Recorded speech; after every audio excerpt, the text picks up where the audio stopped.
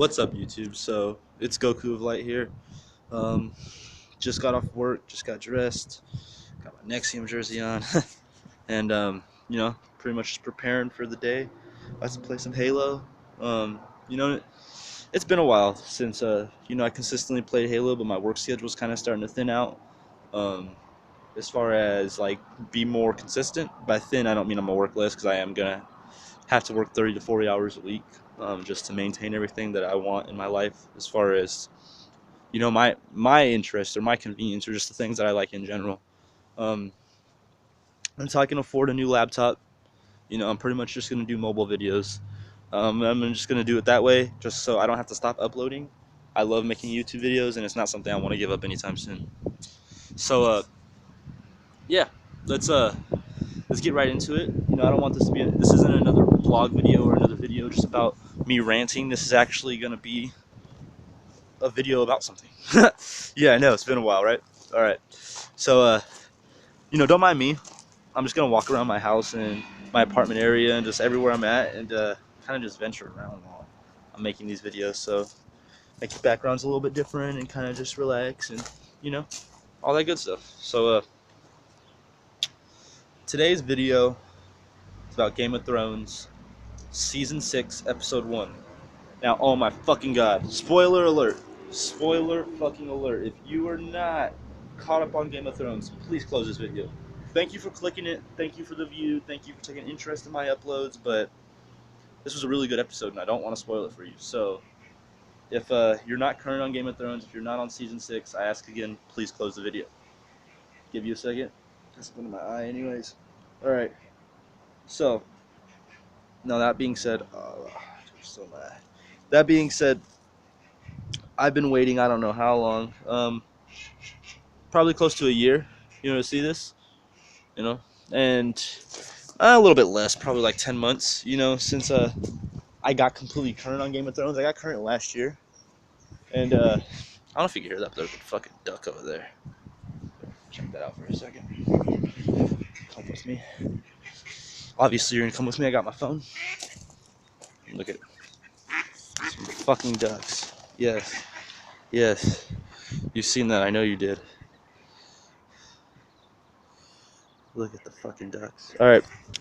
Yeah, that's off topic. You're probably like, what the fuck is this kid on? All right, so now, anyways, getting back to the video. So the style of my videos are gonna be a little different. We're gonna do more like adventures, discussions, just kind of talking.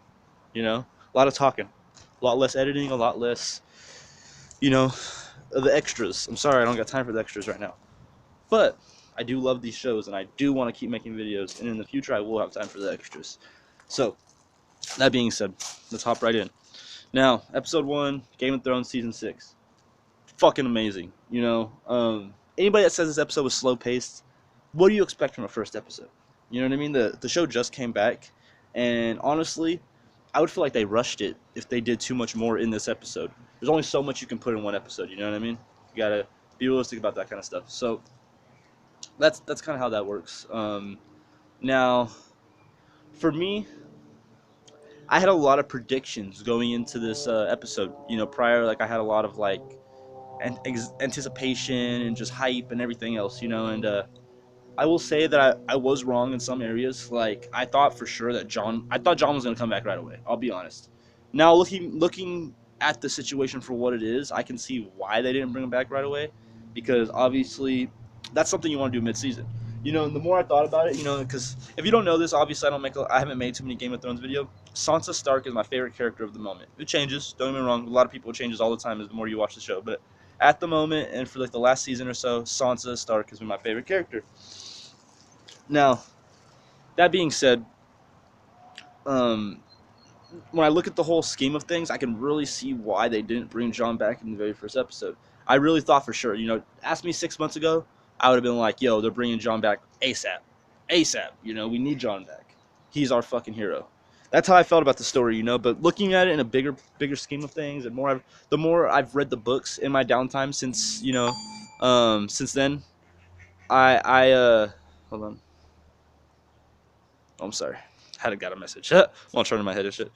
Um, like I said, At first, I would have thought he was going to come back, but as the more I read the books and more I look at the development of the characters and just kind of what they're going for, I feel like, if you're current on the books, now spoiler alert, if you're not current on the books, this might fucking spoil season 6 for you a little bit, just a little bit.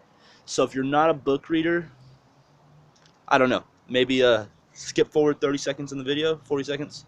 If not, maybe mute me for 30, 40 seconds. When I put my hand down, you'll know I'm done talking about the books, okay? So if you want, just mute it, wait till you don't see my hand up, and then we're talking strictly about the show again. Now, in the books, Stannis is still alive. Stannis is not dead. And in the books, there's a whole thing about Davos, the Onion Knight. He's pretty much gathering up all of the houses of the North that he can that are against the Boltons to fight for Stannis. Now, the reason I bring this up is because I believe in the future, Davos will do the exact same thing, but for Sansa instead of Stannis. Yes. Yes. You may be thinking, what? What? Yes. Now, my prediction, and I'm saying this here on the very first episode, is that Sansa will become the Queen of the North by the end of the season. Or at least contending against the Boltons to take over the North. I would expect to see the end of the Boltons by this season, but who knows? Random shit happens in Game of Thrones all the time. So yeah, like I said, my hand's right here. I'm going to put it down. No more talking about the book. I'm just going to say, though, I think that Sansa will become the queen. And it makes more sense now when you think about it because, if we brought Jon back right away, like if we brought him back episode 1, it would just undercut everything we're doing for Sansa. Like we couldn't build her up. We couldn't make her this great leader. She's been dragged through the mud repeatedly. And of all the Starks, in my opinion, she's best suited to lead going into the future. It's like, look at the people that we have left. Now, even if Jon Snow is a Stark, I believe he's Targaryen. He would still be both. You know what I mean? And in my opinion, you usually identify more with your father. So I would still feel like he's a little bit more of a Targaryen, even though he was raised as a Stark. That's debatable. Now, look at our other options. We have Bran, who's obviously going to be the next fucking Green Seer. So he's out. So then we have Sansa, and we have, I believe you say Rickon. That's how you say his name. Rickon. I'm not sure. Rickon, maybe the baby brother. You know what I mean? With Shaggy Dog, the wolf. He's off with Asha up north or past the wall. I'm not sure exactly where they're at. I believe they're up north though. They're at one of the northern houses of the allies of the Starks. So now that being said, out of all those candidates, the only likely one really seems is Sansa. And I feel like that's kind of important. Now, me personally, another character I feel like should have a big part in the future, but there's a really strong chance he won't, just because there's way too many characters in the show as is Gendry. I think Gendry's perfect to take over the Baratheons, to be the next head of the house, just like randomly bring them up. Because, while some people may argue that the Baratheons are bastards, if you follow the lineage of Game of Thrones far enough back, you'll see the Baratheons actually come from the Targaryens. Like, they're crossed, they're connected. They used to be like cousins or something like that. I can't remember the exact terminology of how they're connected, but I can tell you that the Targaryens brought the Baratheons up. Like, before that, they were a lowly house, and they brought them up and made them a high noble house.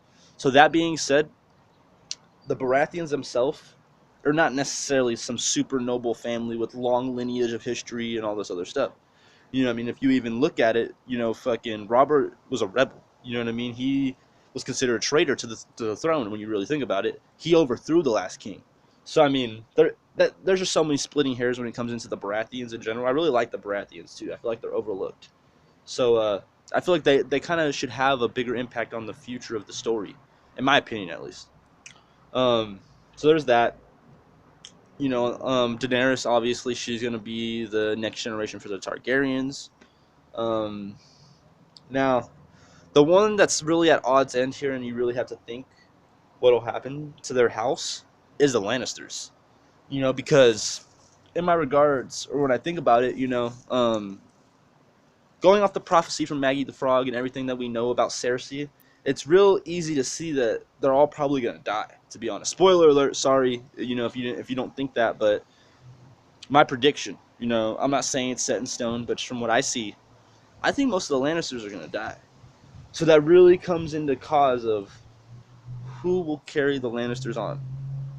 Obviously, we have Tyrion. Okay, we have Tyrion. But there's all the debate whether Tyrion is even really a Lannister. So I mean, that could be a whole other thing. Now after that, we have Jaime. Now I would say out of all the characters there, if anybody was to take over as the head of the Lannister household, I believe it should be Jaime. For many reasons, many reasons. And you know what? I think I'm even gonna make a video specifically about why Jaime should be that head of the Lannisters. So we'll get into that. I'm gonna make random videos, going in to the week as we're waiting for the next episode. This is episode 1 review until Sunday when the next episode comes out. Obviously, I'll have some free time, so I'm gonna make at least one video. I'm gonna try to do one review and one bonus video for Game of Thrones every week. So if you enjoyed this video, be sure to let me know. I'm sorry about the camera bouncing around everywhere, the instability. I know it's unstable. I'm moving around. I'm panning in and out. But honestly, it gets a little tiring holding your phone with your hand all the time, especially when you're not used to it. Trying to get the right angle and stuff like that, and not like make it weird. So I apologize. It's a process, but we'll get used to it. We'll get it down. It's temporary for a few weeks until we get the other situation situated. So yeah, guys. Now let's, obviously I've been kind of skipping around a bit, but that's kind of what I do. If you've ever watched one of my videos, I fucking rant. I'm a ranter. I get on a topic that I really like and I fucking just keep going. So I apologize, if you didn't want to hear that much about Sansa or fucking the Lannisters. Let's get more into the episode itself. Now, the way it started, I thought was pretty fucking dope. Just off the very beginning, I get this strong vibe, and what I was saying earlier about the books, that Davos is going to be so important this season. Like, Davos is going to be fucking crucial. Like, I believe he's going to have such a big part in, who becomes the next king, or even in this whole battle versus the White Walkers. Like, I feel like Davos is the man. Like, nobody in this show that I can really think of on top of my head, except Ned Stark, and even Ned Stark has his skeletons, is innocent. Nobody's innocent, and that's what I love about it. It brings like a whole like realness and humane feel to the show, because everybody's kind of guilty of something, like real life. And yeah, so seeing someone like Davos, who used to be a smuggler, or a thief, or whatever you want to call him, come to this point where it's like he could play like the key role in saving humanity, I think is fucking huge. I think Davos is a huge character. And next week I'll probably make my bonus video about him, if not Bran. I don't know. Well, that'll be debatable. There's so much fucking possibilities with Game of Thrones right now. There's so many good videos to make. So I'll just have to see what I have time to do. But that being said, Davos comes in. He rallies a few of Jon's boys, pulls them together real quick. He obviously, he was a little vague, but it was kind of obvious if you know the show. Where he's like, there's other people that owe their life to Jon, the wildlings. So I feel like a big part of it is, will the wildlings show up for Jon? And I feel like they probably will, but will they show up in time? And another thing about that is who else might become a scapegoat or sacrifice in the middle of all this just to get Jon back? And finally, on top of all that, say Jon does come back. Say we finally get Jon Snow back like everyone wants. Who says he's going to be the same guy? Like, from all these prophecies and from all the stuff we heard, Azor Ahai seems almost a little scary, dude. Like, he is the fucking greatest champion of this fire god, and like, this fire god believes in sacrifices and all this other shit. Maybe when he comes back, he's not really Jon Snow anymore. He might be something completely different. He might just be Azor Ahai, reborn. Just like, I don't know if you've seen any other shows or movies with prophecies, but that's kind of usually how it goes, is when a character is reborn, it's more as a vessel. So it's like maybe his body's just used as a vessel for Azor Ahai. That would be fucking crazy. That would blow my mind. That would blow my mind. If Jon came back and he wasn't Jon Snow, he was some new entity like Azor Ahai, that would be fucking weird. I would like that. Honestly, we need a little bit more weirdness in the show. I feel like they kind of try to borderline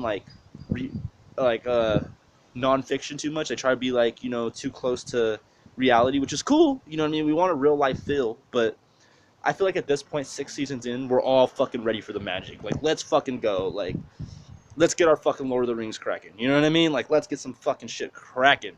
Like, that's how I feel at this point. So let me know if you guys feel the same. If you want to, you want to see a lot more magic and things like that.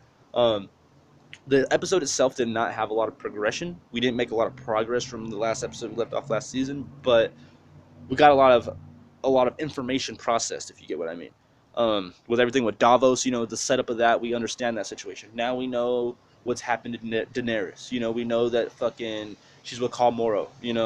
Uh, we know that fucking Jorah and I can't remember his name right now, but the fucking assassin dude, we know that they found her ring, so they know that the Dothraki have her.